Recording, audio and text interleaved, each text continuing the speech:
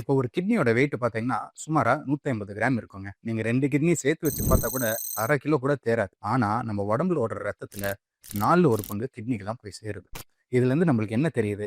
தம்மா துண்டு ஆங்கர் தாண்டா அவ்வளோ பெரிய கப்பலே நிறுத்துது.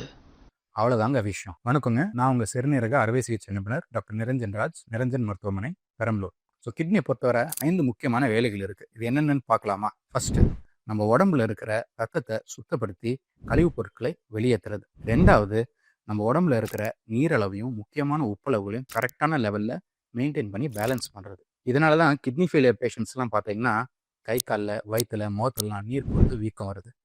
மூணாவது, பிளட் ப்ரெஷர், அதாவது ரத்த கொதிப்பை கரெக்டான ரேஞ்சில் மெயின்டைன் செய்கிறது. நாலாவது, நம்ம எலுமிச்சத்துக்கு தேவையான விட்டமின் டிங்கிற ஒரு பொருளையும் உற்பத்தி செய்யுது.